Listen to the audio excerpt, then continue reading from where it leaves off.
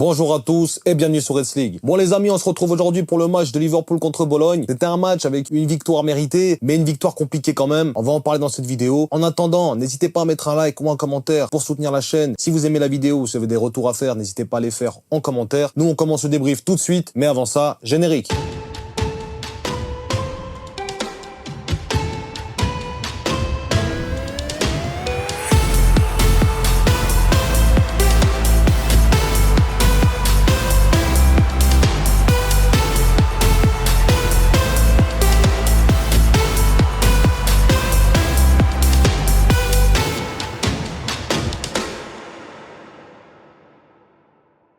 Donc les amis, on va parler maintenant du match de Liverpool contre Bologne.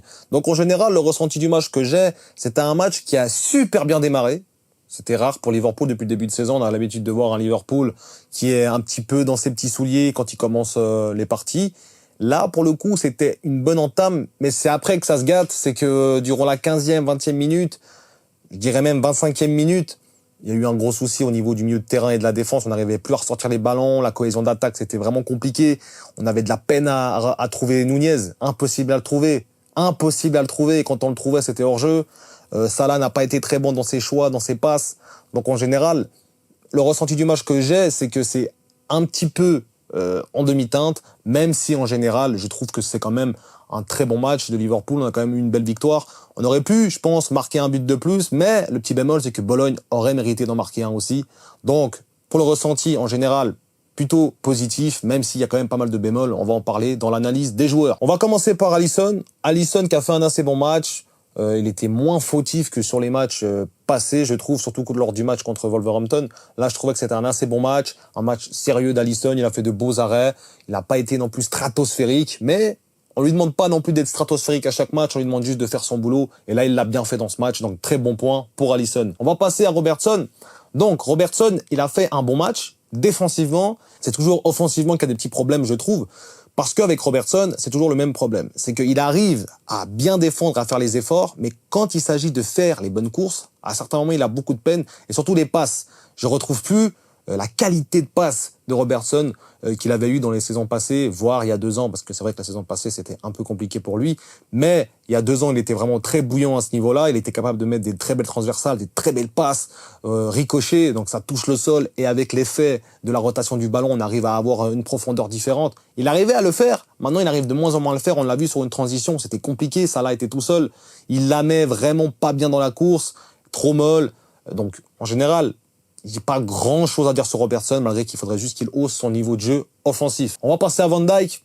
Encore une fois, Van Dijk, taille patron. J'ai l'impression que tous mes débriefs, quand je parle de Van Dijk, se répètent. Taille patron de Van Dijk pour ce match. Il a été, encore une fois, flamboyant, rassurant. Il parlait à sa défense. Le mec, je l'ai vu durant le match. Ça m'a assez surpris. Le gars, il est au milieu de terrain. Et il était en train de donner des ordres depuis le milieu de terrain, quoi. Alors que le mec, il est défenseur central. Donc pour moi, Van Dijk, toujours en taille patron. Très rassurant, c'est un très bon point. Encore, merci de l'avoir dans l'équipe parce que franchement, je pense que si on n'a pas ce jour-là, c'est très compliqué cette saison. Donc, merci pour Van Dijk. On va passer directement à Konaté. Konaté qui a fait un match, voilà, ni figue ni raisin. J'ai envie de dire que c'est ni bon ni mauvais. C'est entre les deux. C'est un match correct de Konaté. En général, il a été là quand il fallait.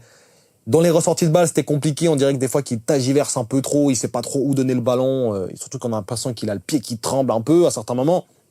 Mais en général, c'était un bon match. Il n'y avait pas grand-chose à signaler de négatif de Konaté. Alexander-Arnold maintenant, donc Trent. Trent, franchement, c'était un bon match. Il a fait de belles passes. Franchement, il a fait de belles transitions. Après, c'était un match aussi en demi-teinte, au même titre que Konaté. C'est-à-dire qu'on ne sait pas vraiment s'il a fait un bon ou un mauvais match. On va dire qu'il a fait un match correct parce qu'il n'y a pas eu de grosses erreurs. Même si certaines relances, je retiens certaines relances en première mi-temps, assez catastrophiques de Trent Alexander-Arnold. Ça a failli nous coûter un but. C'est toujours ça la même question, le même résumé. Si maintenant on prend un but, bah ça change toute la donne. Donc là on n'a pas pris de but, donc on va dire que c'est correct. Mais si on prend le but, on va dire que c'est inadmissible. Donc pour moi c'est quand même à souligner. Attention à Arnold pour ce genre d'erreur, mais sinon il a fait un match très correct. On va passer au milieu de terrain directement. Donc le milieu de terrain, on avait McAllister, Gravenberch encore une fois en 8 et en 6, et on avait également Szoboszlai en 10. On va voir directement avec Gravenberch. Donc Gravenberch, franchement, encore une fois, c'est top perf de Gravenberch. C'est toujours top du top. Franchement, je sais pas quoi dire sur Gravenberch. À chaque fois, il fait du lourd. Il fait trop du lourd. Le gars, il a 40 poumons. Il joue tous les matchs, 90 minutes quasiment. Il se repose jamais. C'est vraiment le joueur clé au milieu de terrain cette saison. Même si aujourd'hui, il a pas marqué ou il a pas fait de passe D, mais c'est dans le jeu qu'on le voit. C'est dans l'impact physique et dans l'impact technique. Moi, c'est toujours ses contrôles orientés. Il me fascine à chaque fois. Il est trop bouillant. Quand il part sur la détente de vitesse, il est trop fort. Franchement, sur la petite pointe de vitesse qu'il a, il est trop fort. Franchement, il est trop fort au niveau de ses qualités. Donc pour moi, Gravenberch, encore une fois, un très bon point. Petit bémol, des fois, il a toujours ce petit problème où genre il fait des énormes chevauchées, mais c'est toujours au dernier geste, à la dernière passe qu'il pêche. C'est un petit peu dommage. Mais en général, Gravenberch, c'est un très bon point pour lui. On va parler de McAllister maintenant. McAllister qui a fait un bon match. Franchement, il a marqué son but en plus sur une belle passe d'Ed Salah. Très bon match de McAllister. Très bon match de McAllister aussi. Il a failli marquer aussi un beau but avec une frappe de loin. Il aurait dû la tenter, c'est dommage. Mais sinon, il était placé au bon endroit, match sérieux. Il a fait tous les allers-retours qu'il fallait faire, comme d'habitude, McAllister. Il a été très bon, très pertinent.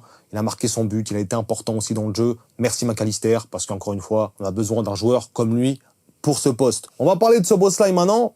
Alors, Szoboszlai, franchement, il a fait un super match tu sais pas quoi dire, tu vois, super match, tu te dis ok, qu'est-ce qu'il nous a proposé Szoboszlai quand tu regardes bien qu'il a fait une passe D à Salah, même si Salah il se le fait tout seul sur son but, mais en général, franchement Szoboszlai, on en attend encore un peu plus, surtout dans les derniers gestes. J'ai l'impression que quand il faut porter le ballon, il y a pas de souci, mais c'est dans le dernier geste où Szoboszlai il pêche beaucoup trop, et des fois il a une magnifique qualité de frappe, il devrait tirer, il perd trop de temps des fois, il réfléchit trop à est-ce que je tire pas. Il faut tirer, il faut qu'il marque, il faut qu'il fasse plus de passes D, qu'il soit plus pertinent dans le jeu parce qu'il en est capable.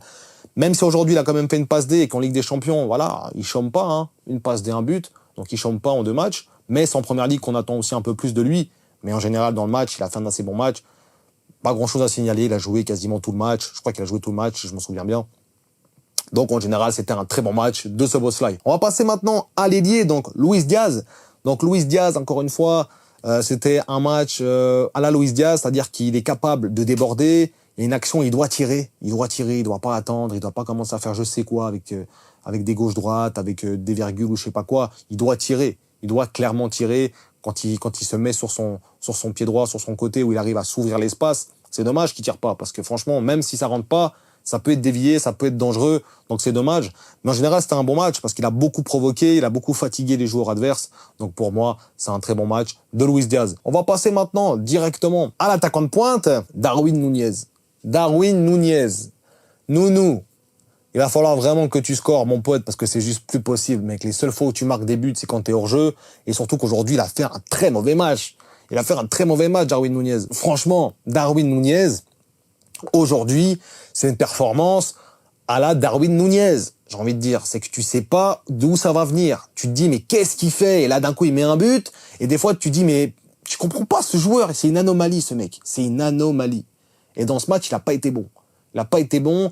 Et Jota, il a pas été bon non plus. Franchement, même si on a senti une différence, j'ai trouvé que quand Jota est rentré, il y avait beaucoup plus d'allant et qu'on a eu l'impression qu'on était un peu plus libéré parce que Núñez, on le trouvait pas. À chaque fois qu'on essayait de faire les appels aux profondeurs, des passes aux profondeurs, sur le dos de la défense, il n'arrivait pas à se trouver. À chaque fois, il s'entendait mal avec ses coéquipiers. Il faisait toujours le mauvais choix. Même dans les duels aériens, il perdait tous ses duels. Dans la conservation de balles, il perdait tous ses duels. Pour moi, franchement, Darwin Núñez, va falloir qu'il se réveille. Alors, il revient de maladie à Skip, mais ça n'empêche pas l'autre. Et surtout que ça ne résout pas le problème parce que c'est pas comme si ce problème datait d'hier. On va passer directement à l'homme du match, Mo Salah, qui a fait un bon match, même si en général, j'ai trouvé quand même que sa première mi-temps n'était pas très bonne, malgré sa passe D, et même en général, beaucoup de déchets dans le jeu, mais il a fait un super match parce qu'une passe D, un but, quand tu gagnes 2-0, tu peux que dire bravo, et surtout, quel but! Quel but! Le deuxième but, il est vraiment magnifique. C'est vraiment un but, souvenez-vous, la dernière fois que Salah a mis un but pareil, ça date, hein. Ça date. Alors on se dit c'est ça spécial, oui c'est ça spécial, mais ça date. Il a plus mis une spéciale comme ça, je crois, depuis Arsenal, Liverpool à Anfield en 2023. Ça fait vraiment un bail. Donc c'est très plaisant de revoir Salah marquer des buts pareils, surtout que je m'attendais pas à qu'il marque. Franchement, la balle elle part parfaitement, il s'ouvre le chemin des buts, il se fait quasiment la défense avec ses feintes de corps, ses feintes de frappe. Donc parfait de Salah, franchement, un 10 sur 10 dans ce match. Non, allez, 9 sur 10. 9 sur 10 pour Salah, ça a été un bon match et j'espère juste qu'il va continuer à scorer ainsi. On va parler maintenant un petit peu, les amis, des joueurs qui sont rentrés. Donc Cody Gakpo, il a été pertinent. Cody Gakpo, il a été pertinent à la place de Diaz. Encore une fois, on le connaît. Franchement, c'est vraiment spécial parce que cette équipe de Liverpool, je sais pas ce que vous en pensez, mais à chaque fois, on se dit qu'on peut mettre une nouvelle équipe. Il y a toujours toujours le milieu de terrain qui restera pareil et l'attaque, la défense, pardon. Mais l'attaque, les gars, elle est constamment en train de changer. C'est soit le buteur, il change, c'est Nunez, en fait c'est Gakpo, en fait c'est Jota, l'ailier c'est Gakpo, en fait c'est lui, en fait c'est lui. À chaque fois ça change, et c'est en fait c'est très compliqué aussi pour les adversaires de savoir exactement quelle équipe ils vont afficher sur le papier. Donc ça, c'est très positif pour nous d'avoir autant de joueurs en attaque. Et surtout, par rapport à Cody Gakpo, pour en revenir, il a fait un bon match, une bonne entrée, ça n'a pas été trop mauvais, j'ai trouvé que c'était assez pertinent. Il a failli marquer un but, c'est dommage, il a failli faire une passe D aussi. Mais voilà, un bon match de Gakpo. Maintenant, de Jota, j'en ai parlé un petit peu avant aussi, mais Jota, j'ai trouvé que c'était assez... comme dans son match contre Wolverhampton, quoi. Il y a un truc en plus que quand Nunez est là. C'est vrai que quand Jota est là, pour moi, on sent on sent une atmosphère différente en attaque. Et quand Nunez est là, il y a un truc qui joue pas trop, tu vois. Donc, pour moi, Jota, c'est très bon. J'espère juste que lui aussi va un petit peu hausser son niveau de jeu parce que j'attends pas des buts tout le temps, mais c'est juste dans la conservation du ballon et dans l'orientation. Des fois, j'ai l'impression que certains joueurs, comme Jota, Diaz beaucoup moins, mais comme Jota qui s'entête des fois à faire des trucs qui servent pas à grand chose. Il veut foncer tout droit avec le ballon au lieu de le lâcher avant. Enfin, voilà, c'est pas très grave, c'est pas à noter non plus parce qu'on n'a pas perdu le match et que surtout on a gagné, on aurait pu gagner un peu plus, mais en général, Jota, il a fait un bon match. J'espère qu'il va juste hausser son niveau de jeu. Bah, il y avait Bradley, il y avait Jones. Bon, ils ont joué, quoi, 5-6 minutes.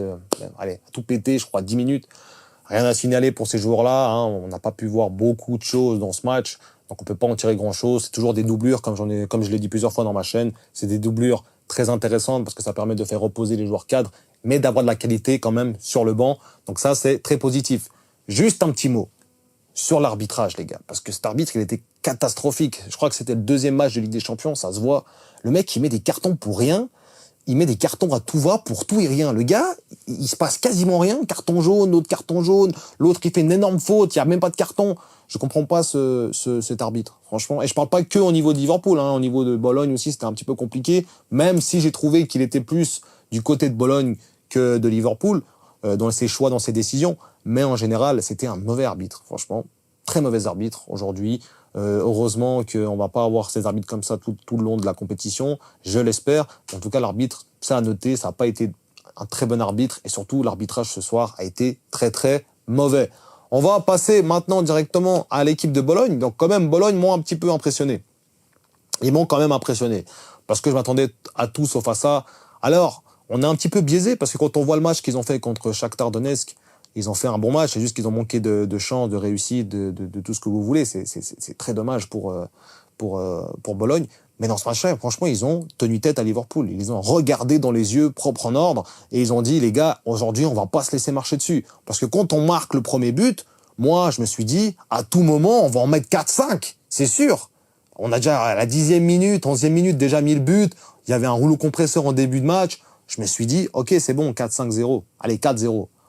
Bah, les gars, on est loin du compte, hein. On était à 2-0 et un 2-0 poussif. Parce qu'on aurait pu en prendre un aussi. Donc, très choqué de cette équipe de Bologne qui s'est battue avec ses armes. Une petite mention pour Endoy, Ebicher et Freuler qui a fait un super match. Orsolini qui était pas trop mal, mais c'est surtout ces trois joueurs-là, en fait, qui ont fait un super match. Ça soit Endoy qui est un peu dans ce rôle de piston, qu'on a également Freuler en milieu de terrain, très très propre dans les relances, tout passé par lui. Donc franchement, ça a été très propre de la part de Bologne. C'est juste dans le dernier tir, c'est un peu compliqué pour eux de marquer des buts, surtout qu'ils avaient les opportunités. C'est juste dans le dernier geste. Après, il faut le dire, la défense de Liverpool était quand même très vigilante sur certaines actions. Donc voilà les amis, nous arrivons au terme de cette vidéo. J'espère qu'elle vous aura plu. Dites-moi en commentaire. N'hésitez pas à dire en commentaire les amis. Je vois qu'il y a beaucoup de gens qui suivent les vidéos sans aimer, sans mettre de commentaires. Il y a des gens qui regardent, qui disent rien. N'hésitez pas à le dire les amis, ça peut que booster la chaîne, ça me ferait énormément plaisir. Et si vous voulez voir d'autres vidéos sur cette chaîne, d'autres concepts, etc., n'hésitez pas à me dire également en commentaire. Je me ferai un grand plaisir de tous vous lire. Nous, on se retrouve samedi pour le match de Liverpool contre Crystal Palace. Plutôt l'inverse. l'inverse, Crystal Palace contre Liverpool, parce que ça va être un match compliqué. On sait que Crystal Palace, ces dernières années, c'est très compliqué à jouer, surtout à domicile. Et quand on voit les matchs qu'on pond, les 2 derniers matchs qu'on pond, ça va pas être un match très facile, ça je vous le garantis. Donc j'espère vraiment qu'on va relever la tête et que pourquoi pas gagner avant la trêve, ça serait vraiment magnifique. D'ici là, prenez soin de vous et surtout n'oubliez pas...